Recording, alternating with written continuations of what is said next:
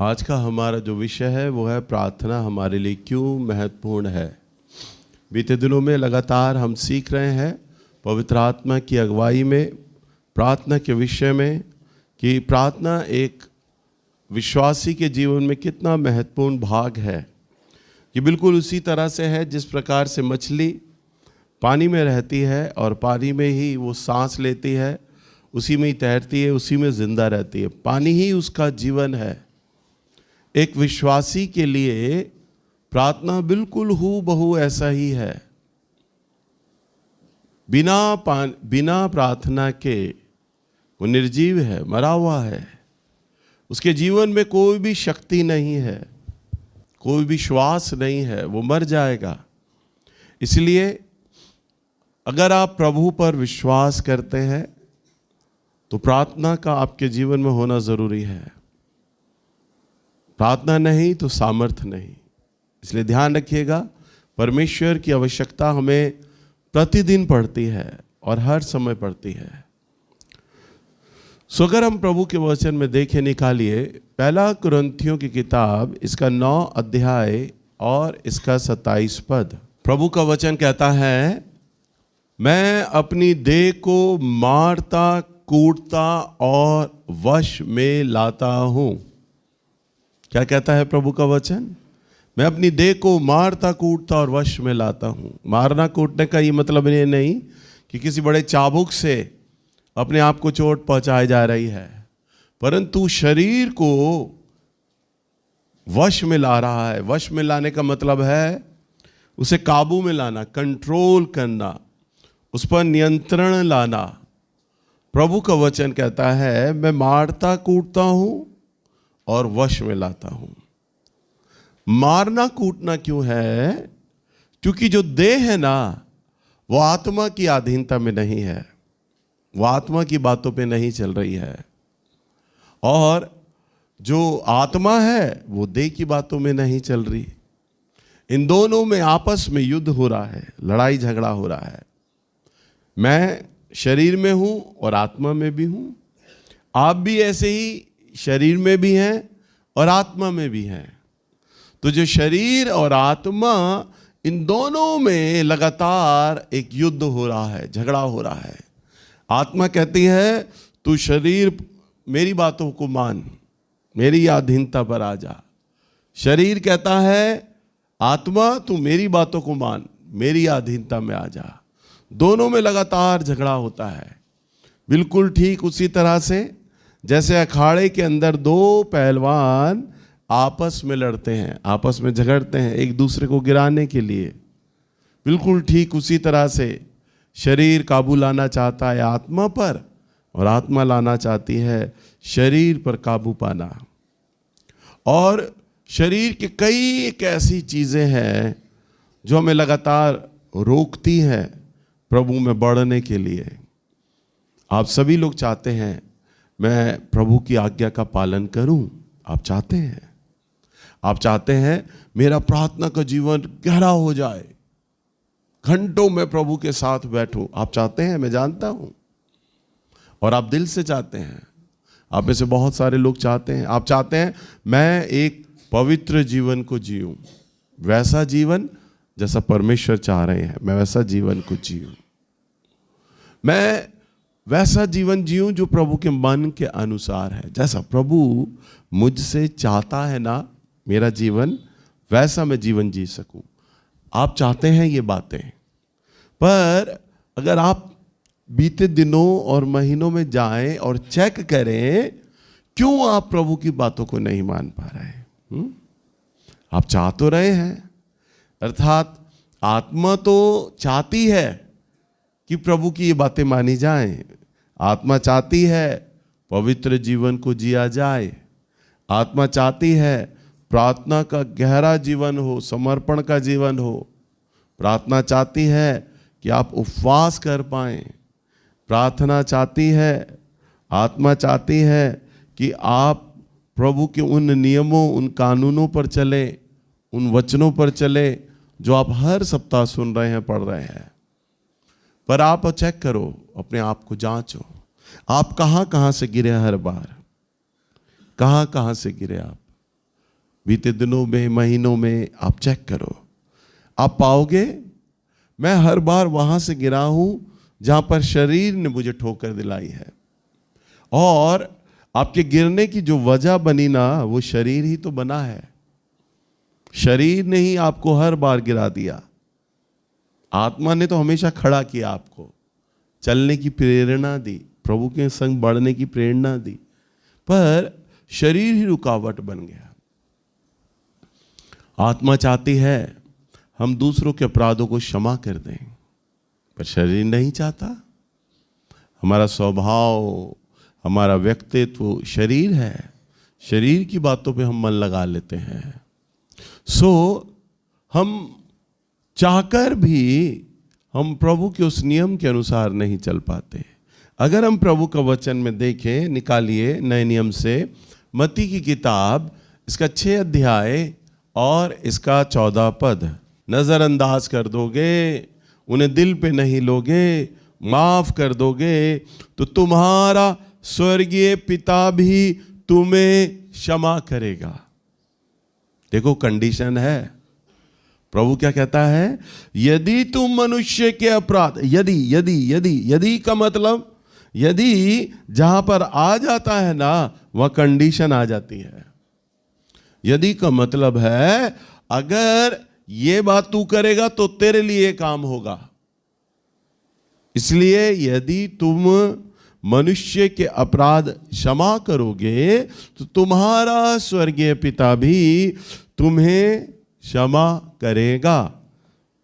15 पद, और यदि तुम मनुष्य के अपराध क्षमा ना करोगे, क्या कहता है, यदि तुम मनुष्य के अपराध क्षमा ना करोगे तो तुम्हारा स्वर्गीय पिता भी तुम्हारे अपराध क्षमा ना करेगा। है ना? बताओ परमेश्वर का आत्मा हमसे क्या बोल रहा है। और हम ये जो 15 पद है ना, हम इसी को तो करते हैं क्योंकि यही तो शरीर है। आत्मा की मनसा है तू दूसरों को क्षमा कर दे।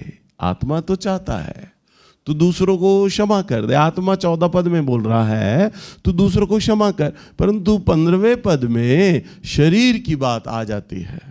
नहीं, हम मनुष्य के अपराध क्षमा ना करेंगे, हम उनकी गलतियों को नहीं भूलेंगे।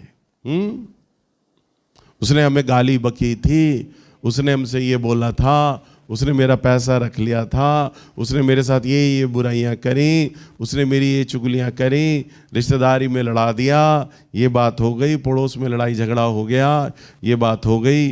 तो ये सारी बातें हमारे दिमाग में घूम रही होती है कि यादें बनकर। परंतु प्रभु यहां पर 15वें पद में कहते हैं, यदि तुम मनुष्य के अपराध क्षमा नहीं करोगे तो तुम्हारा पिता भी तुम्हें क्षमा ना करेगा। तुम्हारा पिता भी। अब यूं मान के चलो, अब आप अपना अपना है ना अवलोकन करो, चेक करो, जांचो, चेक करो तुम्हारे मन में किस किस भाई को लेकर या किस किस बहन को लेकर लड़ाई झगड़ा है।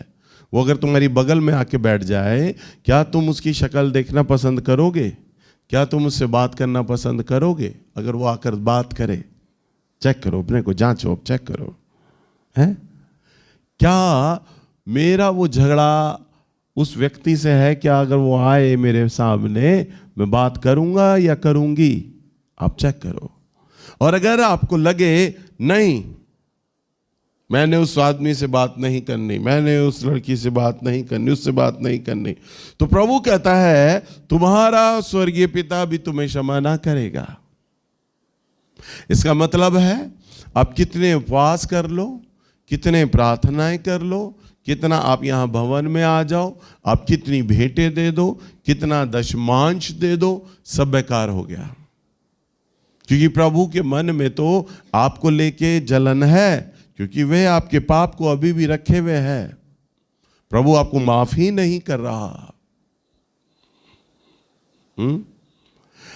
ये भारतीय लोग हैं ना, एक चीज बोलते हैं, अंग्रेज लोग चले गए, एक चीज छोड़ गए, सॉरी बोलते हैं ना हम लोग, हैं?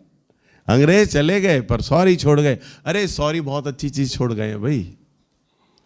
सॉरी को अगर आप बोल दो, सॉरी गलती हो गई माफ कर दो, अगर आप दिल से बोल दो तो सामने वाले के मन में ना वो बातें धीरे धीरे जाने लग जाती है। बहुत अच्छी चीज। और अंग्रेज लोग तो छोटी छोटी बात पे सॉरी बोलते हैं, हिंदुस्तानी तो ध्यान भी नहीं देते। आप सीढ़ी पे उतर रहे हो, दूसरी बहन सीढ़ी पे चढ़ रही है, हल्का सा हाथ लगा, आप कहोगे अरे भीड़ है, तंग रास्ता है, सीढ़ी थी, लग गया, आप चले गए। पर अंग्रेज लोग ऐसे नहीं होते, हल्का सा भी हाथ लगेगा सॉरी, आपको सॉरी बोलेंगे। ऐसा नहीं करते वो, बहुत तमीज में चलते हैं। हम लोग बोलते हैं चिल्ला चिल्ला के भारत जो है ना सभ्यता का देश है। मुझे कहते अच्छा नहीं लगता, मैं भी भारतीय हूं। भारतीयों ने सभ्यता बेच खाई अपनी, कहीं सभ्यता नहीं है। अभी जब मैं पहले कोरिया गया था कुछ समय पहले, तो वहां पर हमारे एक हिंदुस्तानी भाई छत्तीसगढ़ के थे, पादरी साहब, मैंने अपनी कॉफ़ी बनाई, फिर उस भाई ने कॉफ़ी बनाई।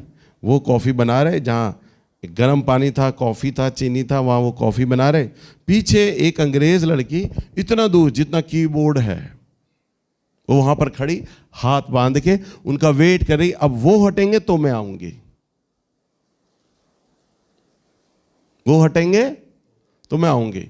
और मैंने देखा ये अंग्रेज़ लड़की खड़ी, मेरा ध्यान ही नहीं गया। फिर बाद में गया, अरे ये तो उसको देखे जा रही है, पादरी साहब को यूं करके हाथ बांधे हुए वेट कर रही, जब ये हटे तो मैं धीरे से गया। मैंने कहा भैया पीछे वो अंग्रेज लड़की खड़ी है, आपका वेट कर रही है, आप हटो फटाफट। कह रहे अरे खड़ी रहने दो ना भैया, अरे हम कॉफी बना रहे नेल्स भैया, आराम से खड़ी रहेंगी। तो मैंने कहा वारे हिंदुस्तानी, दूसरी जगह मत दे दियो। उसके बाद जब उन्होंने कॉफ़ी बना ली, 2-3 मिनट लग गए, तसल्ली से बनाई उन्होंने कॉफ़ी, तब वो वहां पर आई, जब बिल्कुल काउंटर खाली हो गया तब। पर हिंदुस्तानी होता तो अगर एक कॉफ़ी बना रहा होता तो दूसरा भी घुस जाता, लाइयो कहाँ रखी है चीनी, कहाँ रखी है कॉफ़ी, और तीसरा भी आ जाता साथ में, तो वो भी लाइन का वेट नहीं करता, वो भी घुस जाता, लाओ मुझे भी दे दो। शादी ब्याह में यही तो हाल होता है ना, एक दूसरे में घुस रहे होते हैं। सामने वाला जो सर्विंग करने वाला होता है उसे पता ही नहीं होता कि प्लेट किसकी, हाथी हाथ दिखाई दे रहे होते हैं उसे, कोई सब्र नहीं। सभ्यता है, सभ्यता का देश है हमारा। तो मुझे बड़ा ये अटपटा लगा। और जो लोग बिल्कुल अनजान होते थे, अनजान अंग्रेज लोग होते थे, वो मुझे देखते थे, वो मुझे ऐसे बोलते थे प्रेज द लॉर्ड, जैसे वो खुश होके बोलते थे praise the lord, how are you. तो वो हालचाल पूछते थे प्रेज द लॉर्ड के बाद, आपका क्या हाल है, रुक कर मुस्कुराहट के साथ। अनजान लोग हैं, मिल रहे हैं बड़े प्यार से। पर हिंदुस्तानी, मेरी ही चर्च के बच्चे, मेरी ही चर्च की कलीसिया देख के यूं मुझे देखी, जब मुंह पे आ जाएंगे भैया तब जय मसीह की होगा। तो कितना फर्क। अनजान आदमी से वो ऐसे कर रहे हैं दुआ सलाम जैसे मानो वो जानते हैं। और हमारे भारतीय लोग जिन्हें देख लेते हैं, जिन्हें जानते हैं, उन्हें भी दुआ सलाम नहीं करते हैं। तो मनुष्य की प्रवृत्ति है, मनुष्य की सोच है कि वो इतना कठोर है, वो इतना सख्त है कि वो मनुष्य के अपराध क्षमा नहीं करता। अब आप प्रार्थना में बैठे हैं, अगर प्रभु के मन में ये बातें हैं कि आपने तो सामने वाले को क्षमा नहीं किया, तो वह आपको कैसे क्षमा करेगा। हालेलुया, समझ पा रहे हैं ना। तो क्या हुआ, आपकी सारी प्रार्थनाएं बेकार हो रही हैं, सारे उपवास खराब हो रहे हैं। आप मांग तो रहे हो परमेश्वर आप मुझे अपनी उपस्थिति से भर दीजिए, परंतु उपस्थिति आ ही नहीं रही आपके ऊपर। क्यों? क्योंकि आपके मन में तो वो बातें हैं, उन बातों के चलते प्रभु आपके संग नहीं है कमरे में, प्रार्थना में उपस्थिति नहीं है। मैंने पिछली बार भी ये आप लोगों को ध्यान होगा बताया था, परमेश्वर स्वर्ग और पृथ्वी दोनों को एक बराबर महसूस करता है, एक बराबर रखता है। वो कहता है मनुष्य के प्रति यदि एक मनुष्य भी धरती पर रह गया और तुम्हारे मन में उसे लेकर पाप है तो वह तुम्हें अपराध को क्षमा ना करेगा। परंतु प्रभु ये जानते हैं कि हमारा जो स्वभाव है ना वो इस प्रकार का है, क्योंकि आदम ने अदन की वाटिका में पाप किया और मनुष्य के भीतर शैतान का स्वभाव आ गया। प्रभु जानते हैं ये बीमारी तो आ गई। अब प्रभु ने तो मनुष्य को पहला आदम और पहली स्त्री जो बनाई थी वो अपने समान बनाई थी, अपने स्वरूप बनाई थी, बाइबल कहती है। प्रभु का स्वभाव था, परंतु शैतान ने आदम हवा में जो इंजेक्ट कर दिया ना वो पाप का स्वभाव, वही वो पाप का स्वभाव डीएनए में चला आ रहा है शुरू से। वही पाप का स्वभाव डीएनए में आ रहा है। हमारा बच्चा पैदा होता है तो वो गुस्सा करता है। कौन माँ बाप सिखाता गुस्सा करो? कोई सिखाता है माँ बाप कि जब मैं तुम्हें दूध ना दूं, खाना ना दूं, तुम जोर जोर से रोना, जोर जोर से चिल्लाना, जब हम मार्केट जाएं तो ज़मीन पे लेट जाना, चिल्लाना, मैं भी जाऊंगा, मैं भी जाऊंगा। जब स्कूल से आ जाता है तो दूसरे का पेन ले आएगा बच्चा, दूसरे का रबड़ ले आएगा। तुम पूछोगे कि भाई किसका पेन है तो वो झूठ बोलेगा कि मेरे दोस्त ने मुझे दिया है। कोई दोस्त किसी को नहीं देता, वो बच्चे में तो कोई देता ही नहीं है, इसका मतलब बच्चे ने चुरा लिया है। हालेलुया। कौन झूठ बोलना सिखा रहा है बच्चे को? वही आदम का डीएनए जो शैतान ने अदन की वाटिका में शैतान पुरुष और स्त्री के अंदर डाल दिया, वो पाप। और वो पाप पूरी धरती पर फैल गया। हर एक धर्म के लोगों में, हर एक जाति के लोगों में ये पाप फैल गया है। हालेलुया। तो मनुष्य के भीतर है ना ये क्रोध का जो स्वभाव है ना वो आ गया। अगर हम देखिए परमेश्वर का वचन इफिसियों की किताब 4 अध्याय 26 और 27 पद पढ़ें। क्या कहता है प्रभु का वचन? क्रोध तो करो, क्रोध कर लो बेशक, परंतु पाप मत करो। दोनों चीजें अलग अलग हैं, देखिए ध्यान से। क्योंकि सूर्य अस्त होने तक तुम्हारा क्रोध ना रहे। प्रभु जानता है भाई आदम का जो डीएनए है ना वो मनुष्य में आ गया है। प्रभु जानता है, प्रभु जानता है बिना क्रोध के तो मनुष्य रह ही नहीं सकता। मैं भी क्रोध करता हूं, मुझे भी गुस्सा आता है, पर मेरा गुस्सा बिल्कुल दूध के उबाले की तरह है। भर्र करके आया, गिर गया और बैठ गया।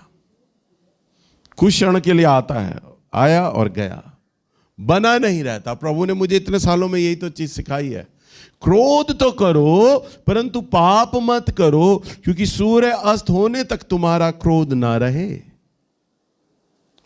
जिस प्रकार सूरज रोज सुबह आता है और रोज शाम को ढल जाता है, उसका नेचर है सूरज का। रोज सुबह आता है और शाम को ढल जाता है। कभी सूरज ये कहता है नहीं अब तो मैं ढलूंगा ही नहीं, अब तो मैं अपनी रोशनी देता ही रहूंगा, तो समझो क्या होगा हमारा, कितनी गर्मी बढ़ती चली जाएगी। सूरज की गर्मी कौन ठंडा करता है? चांद। चांद को अवसर मिलता है। तब जो वातावरण में सूरज के चलते जो गर्मी पैदा हो गई है ना वो ढल जाती है। परमेश्वर ने बड़ा अच्छा तरीका बनाया है मनुष्य के जिंदा रहने के लिए। अगर सूरज लगातार बना रहे तो गर्मी से आदमी झुलस जाएगा, मर जाएगा, जिंदा ही नहीं रहेगा कोई भी प्राणी।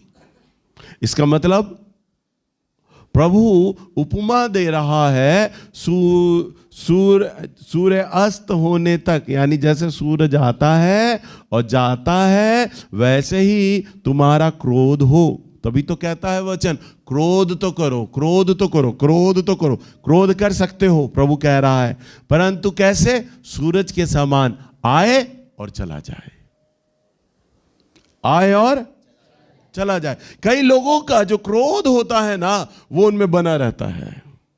एक परिवार के अंदर पति पत्नी कई महीने हो गए, कई साल हो गए, बात ही नहीं करते। मेरे सामने कई लोग आते हैं, एक छत में रह रहे होते हैं, पति पत्नी बात ही नहीं करते, अलग अलग बैठते हैं, अलग अलग खाना खाते हैं, बातचीत ही नहीं है, अलग अलग सोते हैं। बच्चे भी देख रहे होते हैं, बाप उधर सो रहा ऊपर और माँ नीचे सो रही है, वो देख रहे होते हैं। एक ही घर में रह रहे होते हैं, दो भाई बहन बात ही नहीं करते, कई साल हो जाते हैं, बात ही नहीं करते। होता है, आपके घरों में होता है ऐसा। कई लोग मुझे बताते हैं, भाई बहन कई साल हो गए, मिल ही नहीं रहे, बात ही नहीं कर रहे, क्योंकि क्रोध में बने हुए हैं। शायद बहन ने कुछ ऐसा कह दिया होगा, शायद बीवी ने कुछ ऐसा कह दिया होगा, तो पति का क्रोध आया और चला जाता, परंतु ना, पति का तो क्रोध बना रहा, भाई का तो क्रोध बना रहा, बीवी का क्रोध तो बना रहा। और बना रहने के चलते 27 पद में लिखा है, और ना शैतान को अवसर दो। अगर क्रोध बन गया तो शैतान को अवसर मिल जाएगा। शैतान को क्या मिलेगा? वो एक कहावत है ना, सांड के आगे, बिजार के आगे लाल कपड़ा दिखाओ तो वो भागता है हमले के लिए, है? अब शैतान ऐसा ही है, अगर आप क्रोध में बने रहे तो उसे अवसर मिल जाएगा, मौका मिल जाएगा आपके जीवन में आने का। आप खुद ही उसे लाल कपड़ा दिखाओगे, अरे तू दुनिया में कहां डोलता फिर रहा, मैं हूं बड़ी अच्छी जगह, यहां आजा मेरे में। और वो देखेगा, अरे इसमें क्रोध तो बना हुआ है लगातार, और क्रोध में बना हुआ है ना, तो इसका मतलब है कि अब मैं इसके जीवन को नाश कर सकता हूं। तालाब का कोई पानी पीता है? तालाब का? क्योंकि तालाब के पानी में सड़ान आती है, गंदगी आती है, क्योंकि तालाब एक जगह रुका होता है, चारों तरफ से खुदा हुआ जलाशय, बहुत सारा पानी उसमें ठहरा हुआ है, ना जाने कितने महीनों और सालों से सड़ गया पानी, कीड़े लग गए, अंदर काई है, कालकपन है। तालाब कभी भी पारदर्शक नहीं दिखता, अंदर की वो, बाहर का वो अंदर की चीजें नहीं दिखती, क्योंकि काला काला दिखता है, सारा सड़ान। परंतु नदी तो साफ दिखाई देती है ना?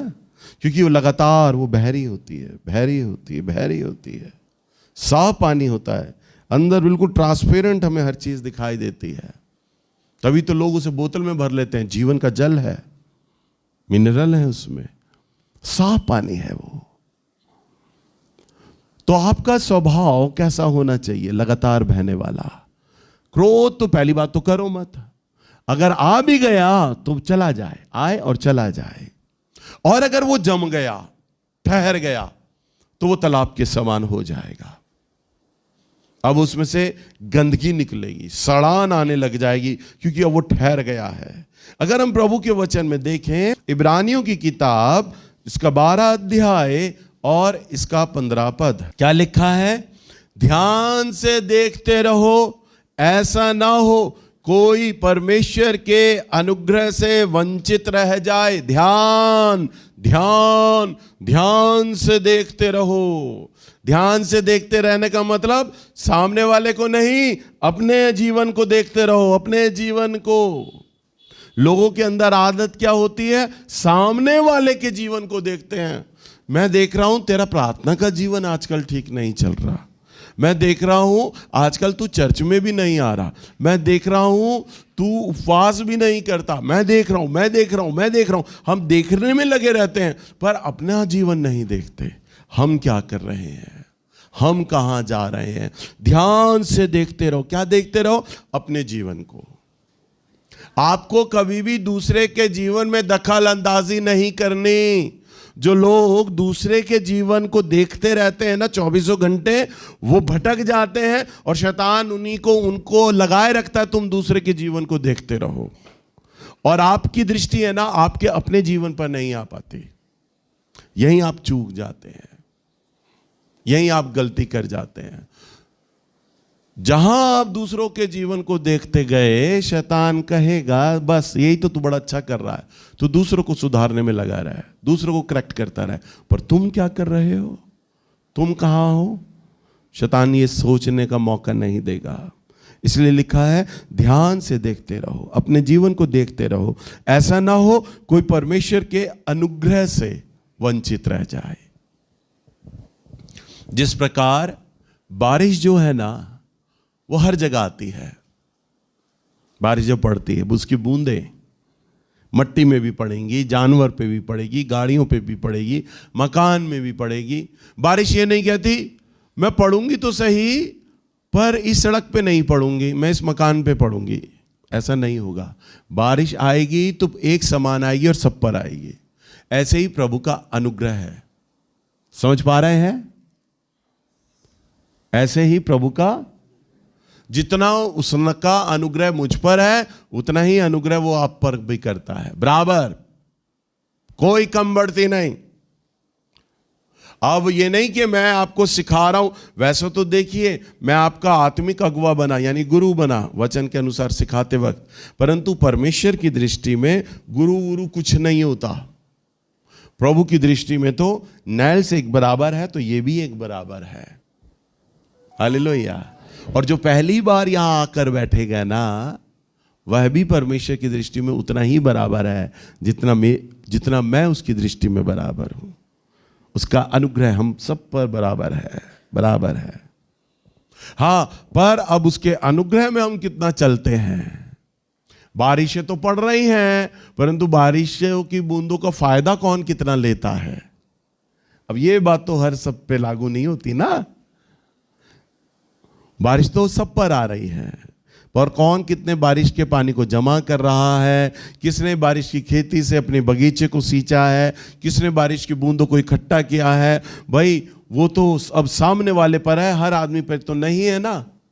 बारिश की बूंदें तो सबके लिए आ रही हैं। ऐसा प्रभु का अनुग्रह तो सबके लिए एक बराबर है, एक समान है, परंतु उस अनुग्रह को कितने लोगों ने समझा और कितने लोग उस अनुग्रह के अनुसार चलने लगे। हालेलुया। समझ पा रहे हैं। यहां फर्क आ जाता है, यहां फर्क आ जाता है।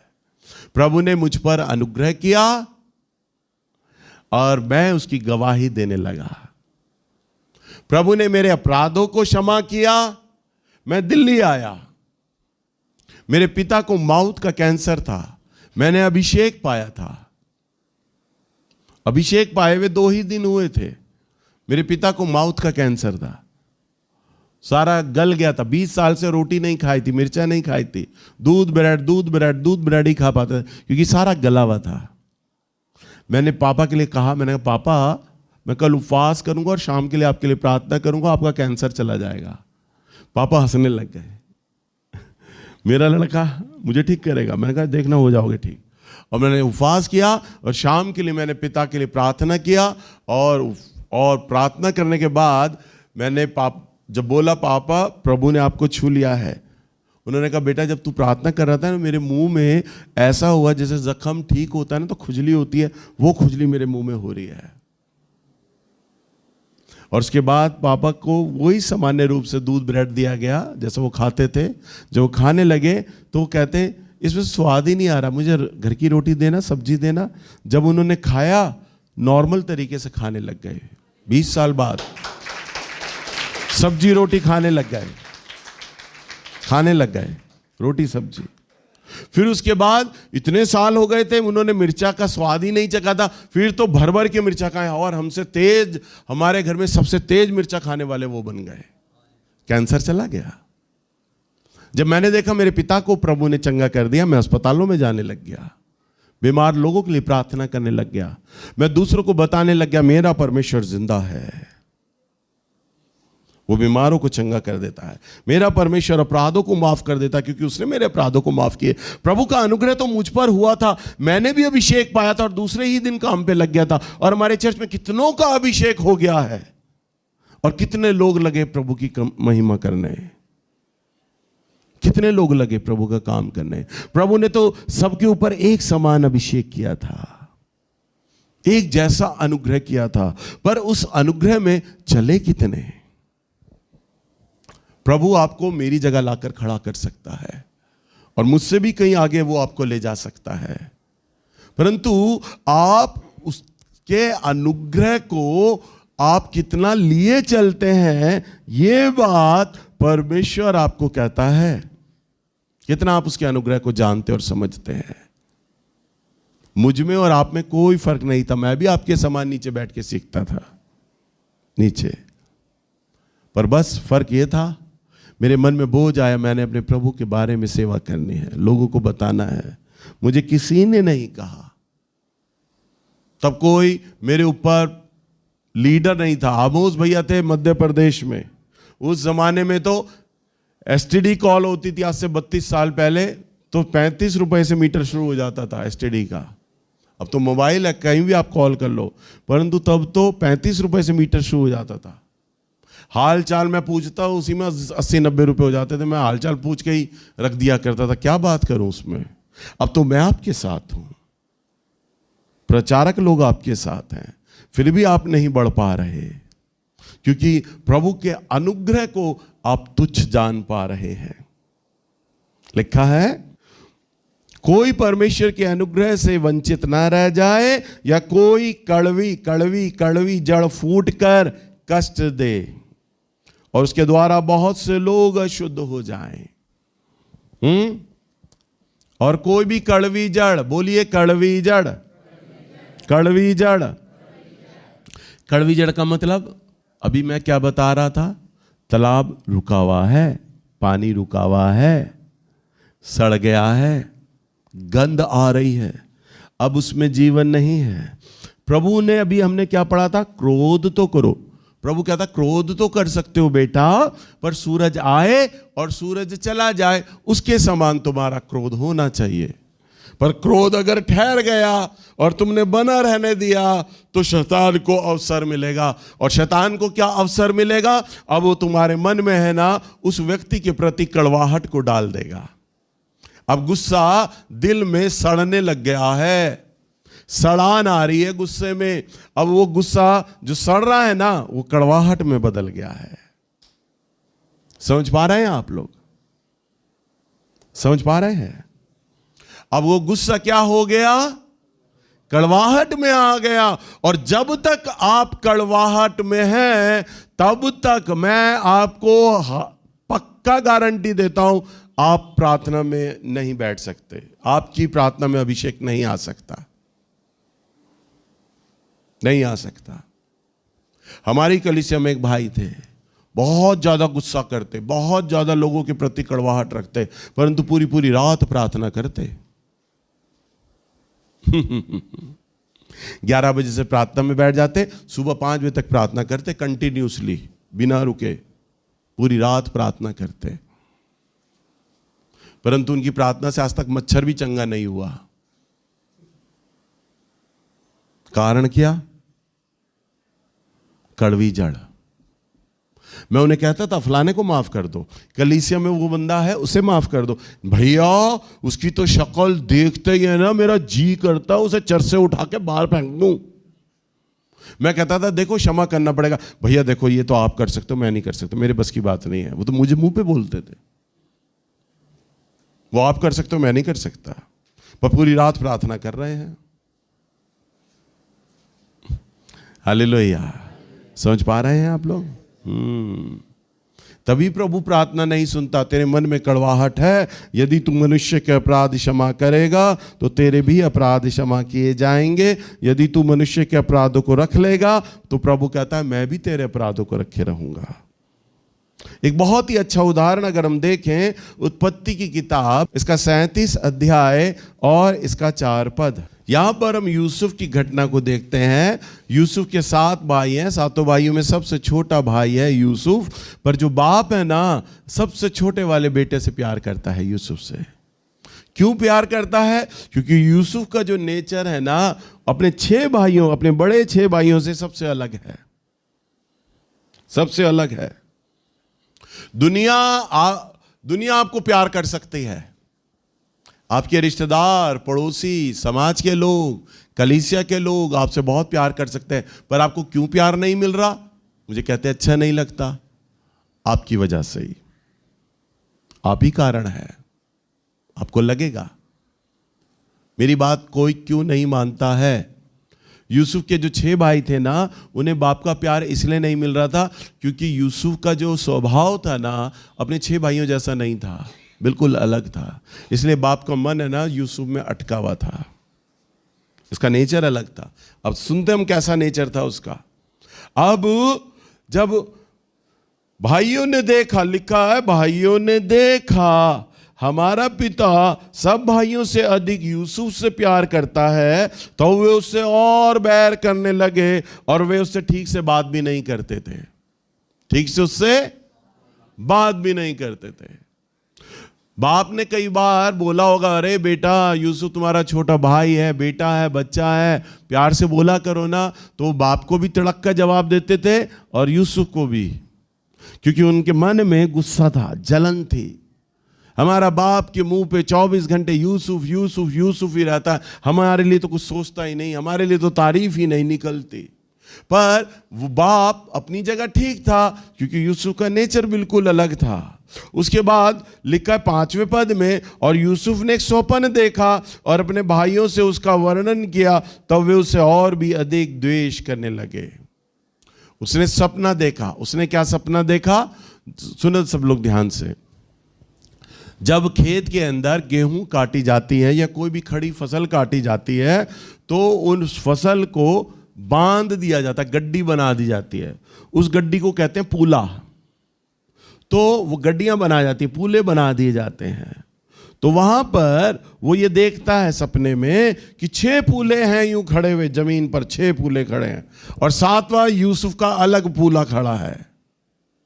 वो सपने में देख रहा है, हर भाई ने गड्डी बांधी और अपना पूला खड़ा किया, हर भाई ने गड्डी बांधी, पूला खड़ा किया। स्वप्न में वो देख रहा है। देखिए पवित्र आत्मा मुझे कैसे समझा रहे हैं। यहां तो छोटी सी बात लिखी है, उसने सपना देखा और वर्णन करने, द्वेष करने लगे। पर पवित्र आत्मा कैसे समझा रहे हैं? उसने पूला बांधा और वो देख रहा है, मेरे इस भाई ने पूला बांधा, मेरे इस भाई ने पूला बांधा। फिर वो देखता है, यूसुफ मैं आगे अलग अपने भाइयों से अलग हटकर आया हूं और मैंने भी अपना पूला बांधा, और मैंने 6 भाइयों के पूले अलग हैं और 7वां इधर, यहां पर पूला है, इधर यूसुफ का अलग अकेला खड़ा है। 6 पूले यूं खड़े हैं और वो देखता है जो 6 पूले हैं ना, यूसुफ के पूले के आगे यूं झुक रहे हैं, उसे दंडवत कर रहे हैं।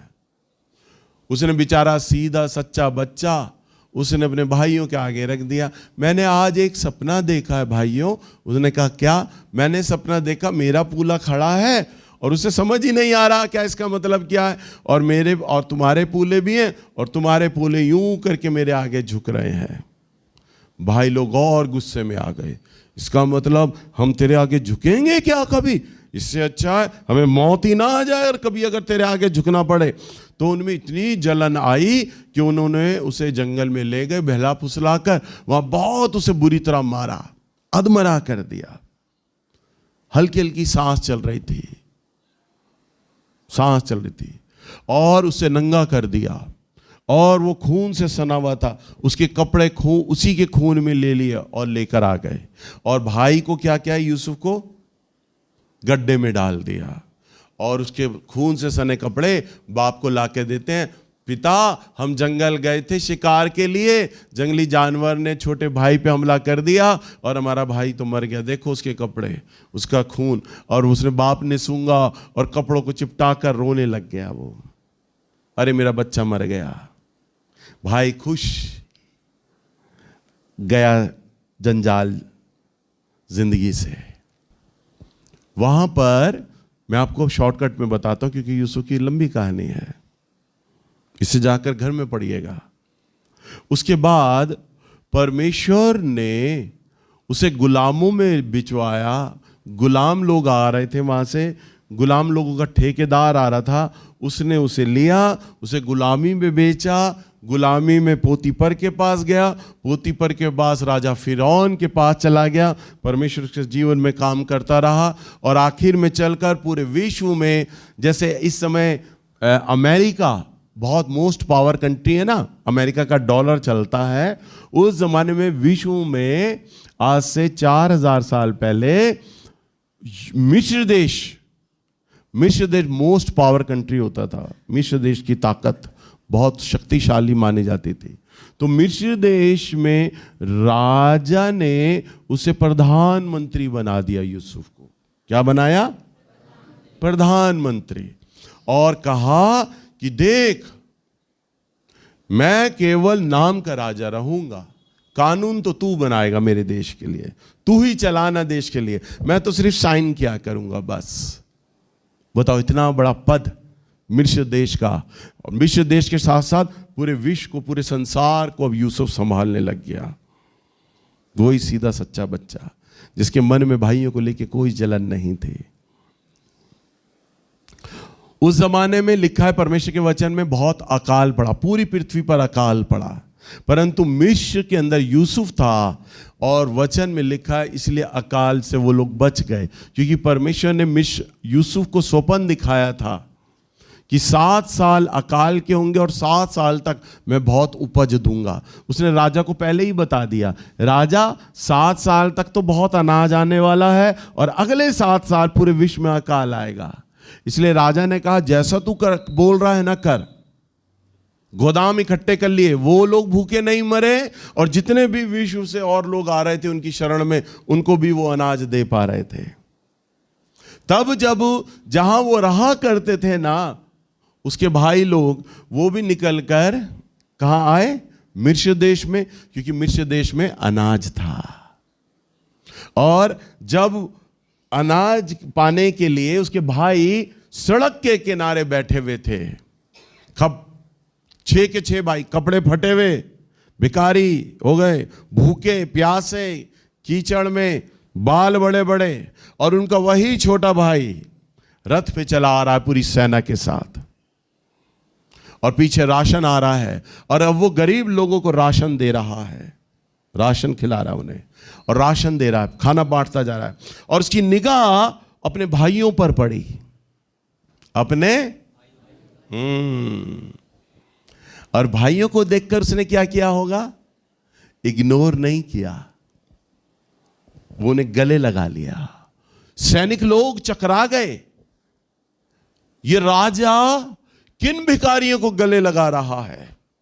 और वो भिखारी लोग भी चकरा गए, वो 6 भाई, क्योंकि उन्होंने तो यूसुफ को बहुत अधमरा मार के जंगल में छोड़ दिया था। उन्होंने तो सोचा होगा कोई जानवर उसका शिकार कर लेगा या भूख से तड़प तड़प कर मर जाएगा, भूल ही गए थे उसे। तो उन्होंने तो सोचा था मर गया। उन्होंने कभी कल्पना भी नहीं करी थी कि मिस्र का प्रधानमंत्री बन गया है हमारा भाई, कल्पना नहीं करी थी।